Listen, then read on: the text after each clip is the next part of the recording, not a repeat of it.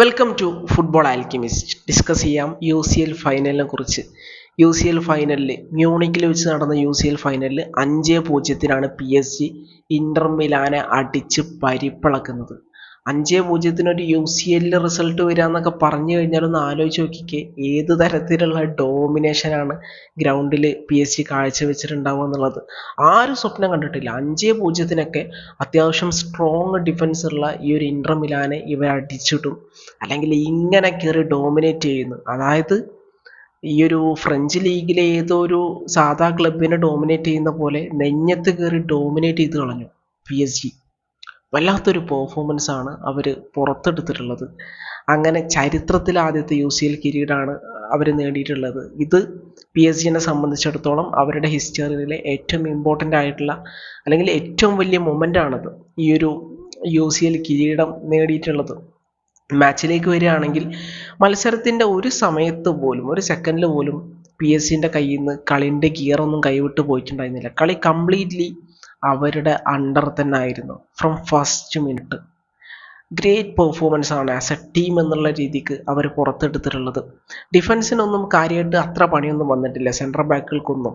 ഇടയ്ക്ക് ഇൻ്റർ വരും, ഇൻ്റർ എന്തെങ്കിലും കാണിച്ച് അങ്ങോട്ട് പോകുന്നല്ലാതെ ഇന്ററിന് കാര്യമായിട്ടുള്ളൊരു അറ്റാക്കിംഗ് ത്രെറ്റ് ഒന്നും ഈ ഒരു മാച്ചിൽ കൊണ്ടുവരാൻ വേണ്ടി കഴിഞ്ഞിട്ടില്ല.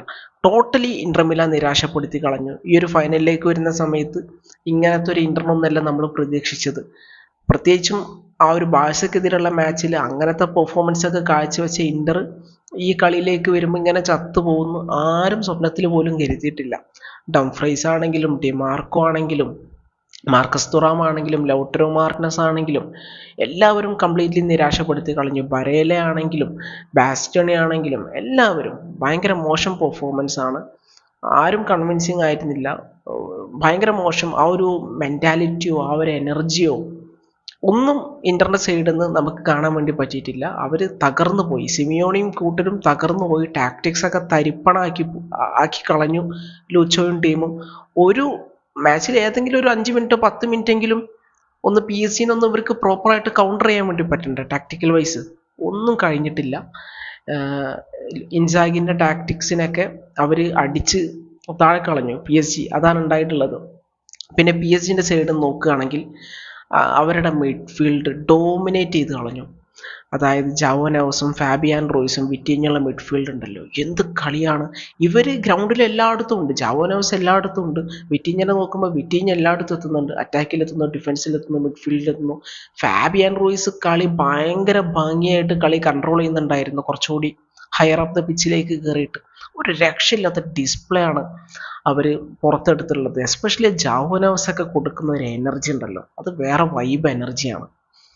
Great performance. നിലവിൽ യൂറോപ്പിലെ ബെസ്റ്റ് മിഡ്ഫീൽഡ് എന്ന് കണ്ണും പൂട്ടിയും പറയാവുന്ന തരത്തിലുള്ള ഒരു മിഡ്ഫീൽഡാണ് ആ PSG 3 മെൻ മിഡ്ഫീൽഡ് എന്ന് പറയുന്നത്. ഗ്രേറ്റ് പെർഫോമൻസ് ആണ് അവർ ഈ UCL ഉടനീളം പുറത്തെടുത്തിട്ടുള്ളത്. എസ്പെഷ്യലി നോക്കൗട്ട് സ്റ്റേജിലൊക്കെ വേറെ ലെവല് പെർഫോമൻസ് ആണ് അവർ കാണിക്കുന്നത്. പിന്നെ എന്താ പറയുക, അത് തന്നെ നമ്മൾ ഈ ചങ്ങായിനെ കുറിച്ച് കുറച്ചുകൂടി എടുത്തു പറയണം. വിറ്റീഞ്ഞനെ കുറിച്ച്. വിറ്റീഞ്ഞ ആദ്യത്തെ 2 ഗോളിലൊക്കെ കൊടുത്തിട്ടുള്ളൊരു കോൺട്രിബ്യൂഷൻ ഗ്രേറ്റ് ആണ്. ആൾക്ക് ചില സമയം എപ്പോഴും ഡയറക്റ്റ് അസിസ്റ്റ് വരില്ലായിരിക്കും, പക്ഷേ അസിസ്റ്റിന് മുമ്പ് ആൾ കൊടുക്കുന്ന പ്രീ അസിസ്റ്റ് ഒക്കെയാണ് പലപ്പോഴും ഡിഫൻസിനെ പൊട്ടിച്ച് കളയുന്നത്. എനിക്ക് തോന്നുന്നു ആൾക്കൊന്നൊരു അസിസ്റ്റും കൊടുക്കാൻ വേണ്ടി കഴിയുന്നുണ്ട് തോന്നുന്നു. എനിവേ ഗ്രേറ്റ് പെർഫോമൻസ്, അടിപൊളി പെർഫോമൻസ് ആണ് വിറ്റീഞ്ഞൻ്റെ സൈഡിൽ നിന്ന് വൺസ് അഗെയിൻ നമ്മൾ കണ്ടിട്ടുള്ളത്. അടിപൊളി. പിന്നെ ഹയർ അപ്പ് ദ പിച്ചിലേക്ക് പോകുന്ന സമയത്ത് ഡെസീറെ ഡുവെ 2 ഗോളും 1 അസിസ്റ്റുമാണ് നേടിയിട്ടുള്ളത്. 19 വയസ്സുകാരനായിട്ടുള്ള പ്ലെയറാണ്. 2 ഗോളും 1 അസിസ്റ്റും. അതൊരു UCL ഫൈനലിൽ എന്താ പറയുക, ഒരു 19 വയസ്സുകാരൻ്റെ ഡ്രീമാണ് UCL ഫൈനലിലൊക്കെ കയറി ഇങ്ങനെ വിളയാടുക എന്നുള്ളത്. അത് ഡെസീറെ ഡുവെ കാണിച്ചു എന്നുള്ളതാണ് ഗ്രേറ്റ് പെർഫോമൻസ്. അവർ റന്നസ് എന്ന് കൊണ്ടുവന്നിട്ടുള്ള ഒരു പ്ലെയറാണ്. ഗ്രേറ്റ് സൈനിങ് ആയി മാറി അവരെ സംബന്ധിച്ചിടത്തോളം. എന്താ പറയുക, ഇപ്പം തന്നെ വർത്തായി എന്ന് പറയാം. കാരണം ക്ലബ് ചരിത്രത്തിലെ ഏറ്റവും വലിയ വിജയത്തിന് ആള് മുന്നിൽ നിന്ന് നയിച്ചു. സോ ഇപ്പം തന്നെ ആ ഒരു ഡെസീറെ ഡുവൻ്റെ സൈനിങ് വർത്തായി എന്ന് പറയുന്നതിൽ ഒരിക്കലും തെറ്റില്ല. പിന്നെ എടുത്തു പറയേണ്ടത് ഡെംബലെ. ഗ്രേറ്റ് പെർഫോമൻസ് ആണ് ഡെംബലെ കാഴ്ചവെച്ചിട്ടുള്ളത്. ഡെംബലെ അസിസ്റ്റ് കാര്യങ്ങളൊക്കെ കൊടുക്കുന്നുണ്ട്.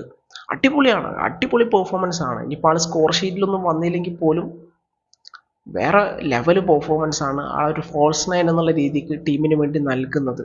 ശരിക്കും പറഞ്ഞു കഴിഞ്ഞാൽ ഡെമ്പലയാണ് ഈ ചങ്ങായിൻ്റെ കയ്യിലുള്ള, ലൂച്ചോവിൻ്റെ കയ്യിലുള്ള ഏറ്റവും വലിയ തുറുപ്പ് ചീട്ട് എന്ന് നമുക്ക് നിസ്സംശയം പറയാൻ വേണ്ടി പറ്റും.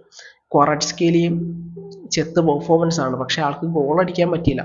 അല്ല, ഒരു ഗോൾ അടിക്കാൻ പറ്റിയിട്ടുള്ളൂ. ആൾക്ക് കൂടുതൽ ഗോൾ അടിക്കാനുള്ള ചാൻസ് ഒക്കെ ഉണ്ടായിരുന്നു, പക്ഷേ ആൾക്ക് സ്കോർ ചെയ്യാൻ വേണ്ടി പറ്റില്ല എന്നുള്ളതാണ്. പിന്നെ ലാസ്റ്റ് അവരുടെ ഒരു 19 വയസ്സുകാരനായിട്ടുള്ള യമൂലു അങ്ങനത്തെ ഒരു പ്ലെയർ വരുന്നുണ്ട്. ആളും ഗോൾ അടിച്ചു. അതിന് അവിടെ അസിസ്റ്റ് കൊടുക്കുന്നത് ബ്രാഡ്ലി ബർക്കോളയാണ്. ബർക്കോള വന്നതിന് ശേഷം ബർക്കോളയ്ക്ക് 2-3 ഗോൾ അടിക്കാനുള്ള ചാൻസ് കിട്ടി. അത് ബർക്കോള മുതലെടുത്തില്ല. ഫൈനലിൽ ഒരു അസിസ്റ്റ് കൊടുക്കാനാണ് ആൾക്ക് കഴിഞ്ഞിട്ടുള്ളത്. എനിവേ അത്രയും വലിയ മാർജിനിൽ ജയിച്ചുകൊണ്ട് ആ മിസ്സുകളൊന്നും അവിടെ പ്രസക്തമല്ല. പക്ഷെ അവരൊന്നുകൂടെ ക്ലിനിക്കലായിരുന്നെങ്കിൽ ഒരു 6-7-8 ഗോളെങ്കിലും വീണേനെ. സത്യത്തിൽ അതാണ് അവസ്ഥ. കാരണം അത്രയും ചാൻസ്, അത്രയും ഓപ്പൺ ചാൻസസ് ഒക്കെയാണ് പലപ്പോഴും PSG സംബന്ധിച്ചിടത്തോളം കിട്ടിയിട്ടുള്ളത്. എനിവേ 5-0 ഇന്ററിനെ ഡെമോളിഷ് ചെയ്ത് കളഞ്ഞു ശരിക്കും പറഞ്ഞു കഴിഞ്ഞാൽ. അതിൻ്റെ ഇടയിൽ 1-2 ക്രൂഷ്യൽ സേവ് അവിടെ നമ്മുടെ എന്താ പറയുക ഡൊന്നറുമ്മ നടത്തുന്നുണ്ട്. സോ കളി അവരുടെ കയ്യിൽ നിന്ന് ഒട്ടും കൈവിട്ട് പോയില്ല. ഡൊന്നറുമ്മ കൂടി കൃത്യമായിട്ടുള്ള സമയത്ത് സ്റ്റെപ്പ് ചെയ്തുകൊണ്ട് totally great performance as A team എന്നുള്ള രീതിയിൽ അവർ പുറത്തെടുത്തു. പിന്നെ ഇന്ററിനെ കംപ്ലീറ്റ്ലി സൈലൻ്റ് ആക്കി കളഞ്ഞു. ഡിമാർക്കോനെ ആരാണ് അവിടെ പൂട്ടിക്കളഞ്ഞത്? ഹാക്കിമിൻ്റെ സൈഡിൽ നിന്നൂടെ ഡിമാർക്കോക്ക് ഒരു മനുഷ്യനും അനങ്ങാൻ വേണ്ടി പറ്റിയിട്ടില്ല. എപ്പോഴും ചാടിയോടി കളിക്കുന്ന ഡംഫ്രീസിനെ ന്യൂനോ മെൻഡസ് ലോക്കിട്ട് കളഞ്ഞു. ഞാൻ പറയട്ടെ, ഈ ഇന്ററിനെ സംബന്ധിച്ചിടത്തോളം ഇന്ററിന് കളി ഇങ്ങനെ മുന്നോട്ട് പോകണം. മുന്നോട്ട് പോകാനുള്ള ഒരു വഴി മിഡ്ഫീൽഡിലൂടെ പാസ് ഇട്ട് മിഡ്ഫീൽഡ് ബ്രേക്ക് ചെയ്ത് ഇങ്ങോട്ട് വരിക എന്നുള്ളത്. അത് പറ്റുന്നില്ല. ഇങ്ങനെ ഗോൾ കീപ്പർ അടുത്ത് ഇങ്ങനെ ഒരു ബിൽഡപ്പ് ഫേസ് ഇങ്ങനെ സ്റ്റാർട്ട് ചെയ്ത് വരിക എന്ന് പറയുമ്പോൾ അതേ പറ്റുന്നില്ല. ഡെമ്പലൊക്കെ നിൽക്കുന്ന ഒരു നൃത്തം കാണണം. ഏതൊരാളും പാസ് ഇടാൻ പേടിച്ചു. ഡെമ്പൽ എപ്പോൾ വന്ന് പ്രസ് ചെയ്യും, ഇപ്പോൾ വന്ന് ബോൾ റാഞ്ചെന്ന് വിചാരിച്ചിട്ട് അമ്മാതിരി നൃത്തമാണ് അവിടെ ഡെമ്പല നിൽക്കുന്നത്. മിഡ്ഫീൽഡിൽ പാസ് ഇടാൻ വേണ്ടി പറ്റുന്നില്ല, ബിൽഡപ്പ് സ്റ്റാർട്ട് ചെയ്യാൻ പോലും പറ്റുന്നില്ല. ലോങ് ബോൾ ഇട്ട് കഴിഞ്ഞാൽ പാച്ചൊക്കെ മുന്നിലോട്ട് വന്നിട്ട് ഏരിയൽ ഡ്യൂൽസ് ഒക്കെ വിൻ ചെയ്യാണ് ഇവരുടെ ലോങ് ബോൾ വരുന്ന സമയത്ത്. അങ്ങനെ ഒരു രക്ഷയില്ല. ഗ്രൗണ്ടിലൂടെയും കളിക്കാൻ വേണ്ടി പറ്റുന്നില്ല, ഏരിയയിലും കളിക്കാൻ വേണ്ടി പറ്റുന്നില്ല, ഒരു നിലക്കും കളിക്കാൻ വേണ്ടി പറ്റുന്നില്ല. അട്ടപടലം ഇന്റർ മിലാൻ ലോക്കായി എന്ന് തന്നെ പറയാം. പിന്നെ എന്താ പറയുക, നമ്മളെപ്പോഴും കാണുന്ന ഒരു ഇന്റർ മിലാനല്ല, ഒരു സുഖമില്ല. പിന്നെ ബാസ്റ്റോണിയൊക്കെ ഫസ്റ്റ് ഗോളിലൊക്കെ എന്താ കാണിക്കുന്നത്, ഡിമാർക്കോ എന്താ കാണിക്കുന്നത്. അപ്പം അങ്ങനെ ടീമിലെ കീ പ്ലെയേഴ്സ് തന്നെ തുടക്കത്തിൽ മിസ്റ്റേക്ക് വരുത്തി കഴിഞ്ഞാൽ ടോട്ടലി ടീമിൻ്റെ മൊറാല് താഴെ പോവും. അത് യാഥാർത്ഥ്യമാണ്. അങ്ങനെ ഇന്റർ കംപ്ലീറ്റ്ലി തകർന്നിടിഞ്ഞു. ഇന്ററിൻ്റെ എല്ലാ ത്രെറ്റുകളെയും കൃത്യമായിട്ട് കട്ട് ചെയ്ത് കളയാൻ PSG പറ്റി. അവിടെ ക്രെഡിറ്റ് കൊടുക്കേണ്ട മനുഷ്യൻ ലൂച്ചോ ആണ്. ലൂച്ചോൻ്റെ ഹോം വർക്ക് പെർഫെക്റ്റ് ആണ്. ആൾ സെറ്റ് ചെയ്ത ടാക്ടിക്സ് പെർഫെക്റ്റ് ആണ്. എല്ലാം ഗ്രൗണ്ടിൽ വർക്ക് ചെയ്തു. പിന്നെ ആ മനുഷ്യനെ കുറിച്ച് തന്നെ കുറച്ച് പറയേണ്ടതായിട്ടുണ്ട്.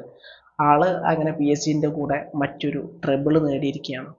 അല്ല, PSG കൂടെ ആദ്യത്തെ ട്രബിൾ, ബാഴ്സക്ക് വേണ്ടിയിട്ടും ആൾ ട്രബിൾ നേടി കൊടുത്തിട്ടുണ്ട്. ആളുടെ കരിയറിലെ 2ാമത്തെ ട്രബിളാണിത്. സോ അവിടെ പറയേണ്ടത് എന്താണെന്ന് വെച്ച് കഴിഞ്ഞാൽ, ബാഴ്സക്കെതിരെ ആ ഒരു ട്രോഫി, ബാഴ്സക്ക് വേണ്ടിയിട്ട് ട്രോഫി നേടിയ ശേഷം ആളും മോളും തമ്മിലുള്ള ഒരു ഫോട്ടോ ഒക്കെ ഉണ്ടായിരുന്നു, ഒരു ലെജൻഡറി ഫോട്ടോ. പിന്നീട് ആളുടെ ക്സാന എന്ന് പറയുന്ന മകള് ക്യാൻസർ കാരണം 6 വർഷം മുമ്പ് മരണപ്പെട്ടു പോയി.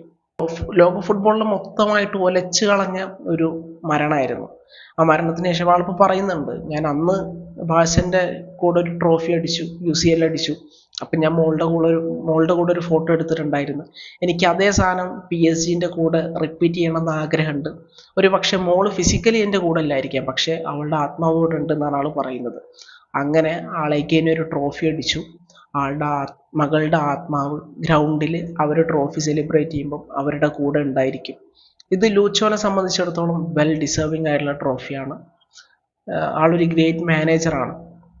പിന്നെ നമുക്ക് നാസർ അൽ ഖലീഫിനെ കുറിച്ച് പറയുകയാണെങ്കിൽ, നാസർ അൽ ഖലീഫി കുറേ പണി PSG എടുത്തതാണ്, കുറേ പൈസ വാരി എറിഞ്ഞതാണ്. പലതും പൊട്ടിപ്പോയി. അവർ കുറേ ഗലാക്റ്റിക്കോ പ്ലേയേഴ്സിനെ കൊണ്ടുവന്നു, കുറേ പ്രായമുള്ള പ്ലേയേഴ്സിനെ കൊണ്ടുവന്നു, ഏതൊക്കെ മാനേജർമാരെ പിടിച്ചു കൊണ്ടുവന്നു, അതൊന്നും വർക്കായില്ല. ഫൈനലി അവരെല്ലാം സോർട്ട് ഔട്ട് ചെയ്തിട്ട് കറക്റ്റ് ലൂയിസ് എൻറിക്കിനെ കൊണ്ടുവരുന്നു. വലിയ ബിഗ് നെയിംസിന് പിന്നാലെ പോവാതെ സിസ്റ്റത്തിന് ആവശ്യമുള്ള ടോപ്പ് പ്ലേയേഴ്സിനെ കണ്ടെത്തി ടീമിലേക്ക് കൊണ്ടുവന്നിട്ട് ഒരു പ്രോപ്പർ ടീമിനെ ബിൽഡ് ചെയ്തിട്ട് അവരെ യൂറോപ്പ് അങ്ങോട്ട് കൺക്വർ ചെയ്യാണ്. So great. അവിടെ ഈ ചെങ്ങായി ഇവിടെ എടുത്ത എഫേർട്ടിനെ നമ്മൾ അഭിനന്ദിക്കണം. നമ്മുടെ നാസർ അൽ ഖലീഫി ഗ്രേറ്റ് എഫേർട്ട് ആൾ ടീമിലിട്ടിട്ടുണ്ട്. ആളും ഡിസേർവിംഗ് ആണ് ഈ ഒരു ട്രോഫി അടിച്ചതിന് ശേഷം പ്ലേയേഴ്സൊക്കെ കൂടി ആളങ്ങനെ മുകളിലോട്ട് ഇങ്ങനെ എന്താ പറയുക എടുത്തുയർത്തുന്നതായിട്ട് നമുക്ക് കാണാം. ആള് ഡിസേർവിംഗ് ആണ്. ആളുടെ എഫേർട്ടിന്, ആള് നടത്തിയ ഇൻവെസ്റ്റ്മെന്റിന് ആളിതൊക്കെ ഡിസേർവിംഗ് ആണെന്ന് നിസ്സംശയം പറയാം. ഭയങ്കര പാഷനേറ്റ് ആയിട്ടാണ് ആളെപ്പോഴും ടീമിൻ്റെ കൂടെ നിന്നിട്ടുള്ളത്. സോ അതാണ്. പിന്നെ എന്താ പറയുക, എടുത്തു പറയേണ്ടതെന്ന് പറഞ്ഞു കഴിഞ്ഞാൽ ഡെംബലിനെ കുറിച്ചാണ്. ഡെംബലെ ഫോർ ബാലൻഡിയോർ ഷൗട്ട്സ് വല്ലാണ്ട് വരുന്നുണ്ട്.